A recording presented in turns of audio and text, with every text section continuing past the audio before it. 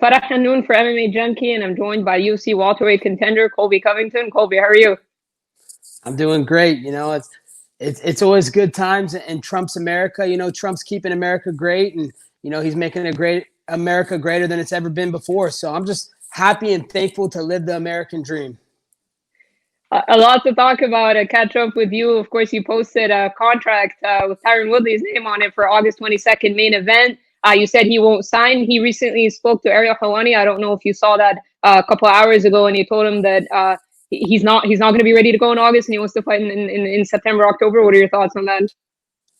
Why is he not ready to go in August? He just told his manager, that cokehead Malky Kawa at First Round Management, that he wanted to fight Colby last week. We were supposed to fight. He gave his verbal confirmation to the UFC. I gave my verbal confirmation. I signed the contract. Why is he not showing up now? He's been talking all that shit, saying I ducked him, this, that.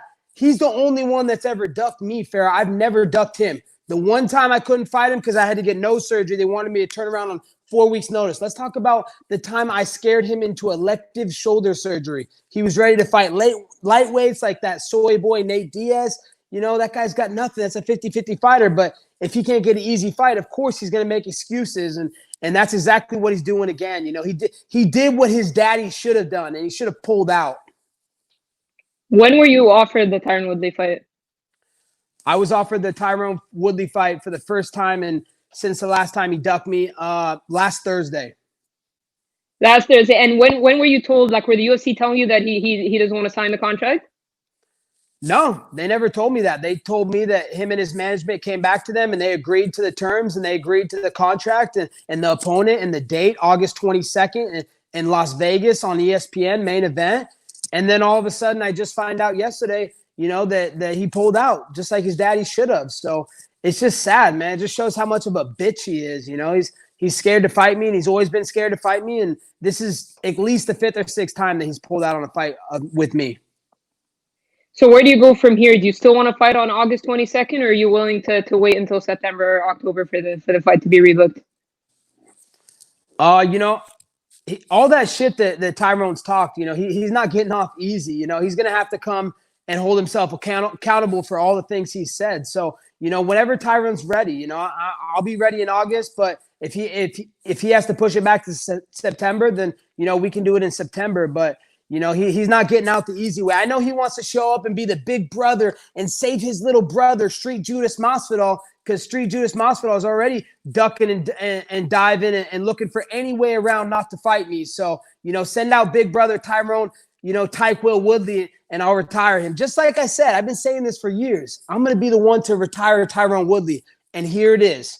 When he signs up, when he shows up in that octagon and we settle it off, he will get retired. I promise you that. So to the best of your knowledge, August 22nd is off the table now?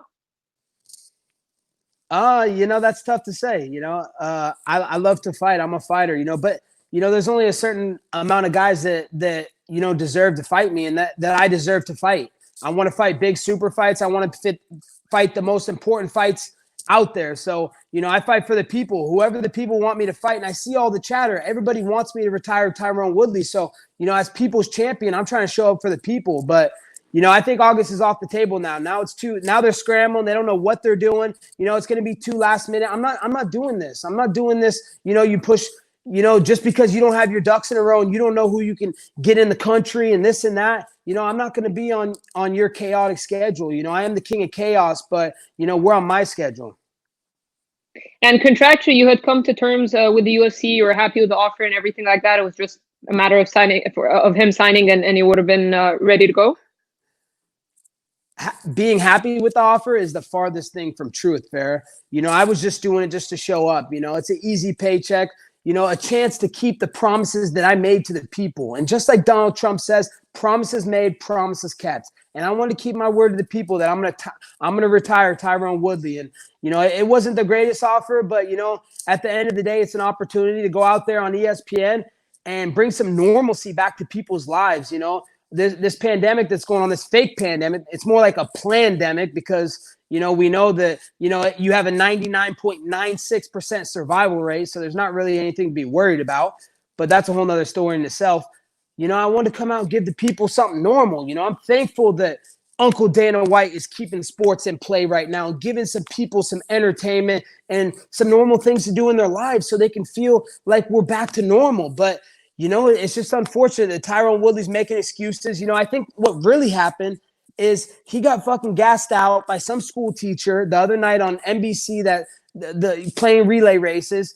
And now people are coming to terms and telling him that it's probably not smart to fight the UFC cardio king, Colby Covington. So, he's looking for ways out, and he's looking for the easy way out. And he's not going to get that because I'm still going to be here. I'm not going anywhere anytime soon. Tyron's lost his last couple in a row. Does this fight still interest you just because of all the history and stuff like that? And you guys have been going back and forth and supposed to fight for so long? Absolutely. This fight's been built up for years. And to not ever get this fight to the people, I know how many people want this fight. So to not give this fight to the people and, just all the history that we have and the way you can sell this fight, market this fight. I mean, he's still a former champion. He's still a great fighter. Yeah, he's lost 2 fights in a row, 2 decision losses, but, he's going to be hungry to fight me, because he's a liberal. I'm a Republican. He hates Trump. I love Trump. So, I want him to come and speak for his actions that he said in the past, talking shit about, all Republicans. I stand up for every Republican in America right now, and I'm standing up for him. I'm going to go retire this soy boy liberal. I'm sure you watched Kamaru Usman versus Jorge Masvidal. What were your thoughts on the fight? I know you had predicted that Kamaru would win, right? I wanted to watch, but then I fell asleep, Farah. It was so boring. It was a hug fest, and they were playing footsie the whole time. That wasn't a real fight, I mean, Marty Fake Newsman's stock went way down in that fight. He's definitely the most boring fighter in the UFC, in the history of the UFC. So, and we found out just what I said the whole time. Street Judas Masvidal's all hype. He had his 15 seconds of fame. His 15 seconds of fame are up. He hit lightning in a bottle. But we just found out what everybody knew. He's not a well-rounded fighter, and he got exposed. So, it's pathetic that he's out there asking for a rematch. You lost every round, dude. You got destroyed. I won 3 rounds off Marty Fake Newsman. You're not on my level, George, and you know that. Deep down inside, you can say whatever you want to the media. You talked all that shit before. Guess what, bitch? I'm not an American top team no more. We could do this anytime. You want to meet up at Publix? Let's fade, motherfucker. All those stupid fucking things you said in the gym because you were protected by coaches and people were holding you back. Let's go, motherfucker. Let's go get locked in front of in the cage in front of the whole world. Nah, but you don't want to do that. Keep ducking, bitch. The people are going to see the coward you really are. He said that he wasn't interested in fighting you. Would you want to fight him if that offer came instead of Woodley? Of course. Why wouldn't I want to fight him? He's still got a little tiny bit of hype on him. I think people realize now, he's all hype. He can't use that weak excuse of, I only had a week to train because, his best friend, Dustin Poirier, came out and said that George was training all training camp like he knew a crystal ball that Marty Fake Newsman or someone was going to get hurt, so he would jump in. So he can't use that narrative that he only had a week to train. That fight plays out the same way every single time. He's going to lose every single round, and he's got no heart. He's a bitch. And, he needs to show up. Otherwise, the people are going to know the coward he is. He's out there begging for these easy fights with soy boys like Nate Diaz, who have 50-50 records that are similar in loss record to George. I know you want that rematch with Kamaru Usman, but did you learn anything from that Usman-Masvidal fight in terms of Usman's game, something that maybe you would have wanted to implement the first time around when you fought him? Absolutely. I learned so much in that fight and just how bad he is at wrestling. But, there's a reason that Marty Fake Newsman wrestled D1 and I was D1. He was D2 and I was D1. There's a reason for that. And it showed it in the George fight. He was struggling to take him down, so he would just hold him up against the fence. And then when he's holding him against the fence, he's playing footsies and he's hugging him and he's yelling sweet nothings in George's ear. So, I learned a lot about him. He's trying to pace himself and he likes to get in comfortable positions, but he doesn't like to fight when he's in uncomfortable positions. And, just like our fight, there's a reason he took fake foul calls because he had to get a breather. I dropped him multiple times and wobbled him and he was ready to be finished and knocked out. But you know what? Mark Not-So-Goddard had to come in and throw a life raft for him, give him a life raft, give him 5 minutes, change the whole momentum and complexion of our fight. Yep. Do it, Mark Goddard. I know you hate Trump. I know you're anti-Brexit. I know you're a piece of shit from the UK. And it showed again how piece of shit and how bad of a ref you were last weekend, letting that guy almost die out there and taking 2-point foul calls away and all the bad reffing and letting Marty Fake Newsman be boring most of all. Kamaru's projected to fight Gilbert Burns next. At least that's the direction they look like they're going. How do you see that fight playing out? I don't even know who Gilbert is. I mean, never heard of this guy. I don't understand how this fight's gonna come before me. I'm gonna get out there and I'm gonna stay active and I'm gonna show who's the best welterweight in the world. The people are gonna have no doubt by this year who's the best welterweight in the world. You can't deny me. You could delay me, Farah. I don't care about anybody else. You could delay me, but you cannot deny me. You haven't seen the best of me yet. I'm getting better every single day. Colby Chaos Covington 2.0 is coming soon. And I promise you, the train for Colby Covington Incorporated, it will not be stopped. What's the latest on your training situation? I know you were trying to put some pieces together last time we spoke. My training's never been better, Farah. I train hard every single day. I hit a triple today. I did kickboxing, jiu-jitsu, and strength and conditioning. So, I'm preparing for August. I was prepared for August. I've been prepared since December. So, it's what I love to do. I'm a blue collar, hardworking American. I earn everything the hard way. Blood, sweat, and tears from Colby Covington. I don't care if it takes me the long route because I'm willing to go down that path, and it's one step at a time. It's one day at a time. And I get better every day, and the best is yet to come for me. So, my training situation is great. I brought in some great coaches for Colby Covington Incorporated, but I'm not going to talk about that until a fight gets announced, and we have something to talk about. But otherwise, I'm just going to stay doing what I do, and everybody knows I'm a winner. Some people are addicted to drugs, some people are addicted to sex, some people are addicted to alcohol. I'm addicted to winning. Dana, in a recent interview, said that, with California shutting down, that he's worried about Las Vegas and there's a possibility that they go back to Fight Island. What are your thoughts on that and the possibility of competing in Abu Dhabi now that you've kind of seen what it's like? Well, not, you know what I mean? That kind of seen online and stuff.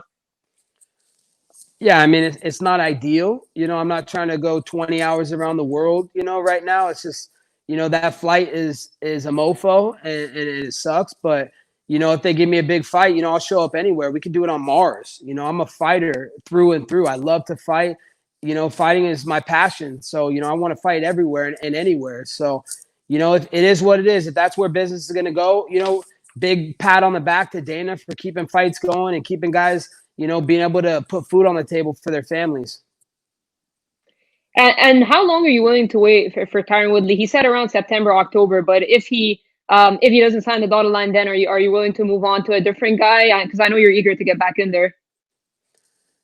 September, it's 2 months away. August is next month. So I was already taking this fight on short notice. I was taking it on 4 or 5 weeks notice. So, that's not a big deal for me. When I fought Robbie Lawler, people forget I fought the boogeyman of the welterweight division, the scariest guy to ever step foot in the welterweight division. And I fought him on 3 weeks notice. And that's with no training camp because half my eye was hanging off because I got a headbutt early in the training camp.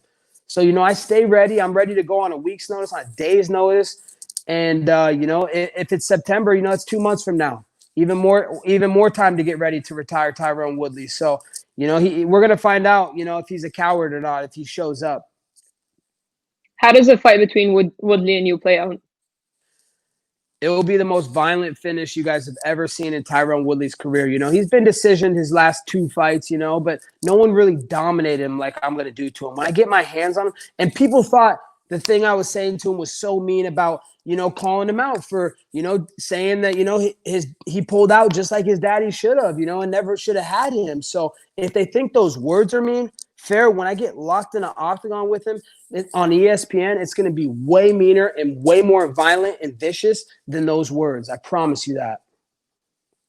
Do you feel Woodley is on the decline from his last 2 performances, and do you expect him, because there's a lot of history between you guys, that maybe he wasn't too motivated in his last one at least? Do you expect him to be a different version when he comes to fight you? Yeah, I do expect him to be a different version.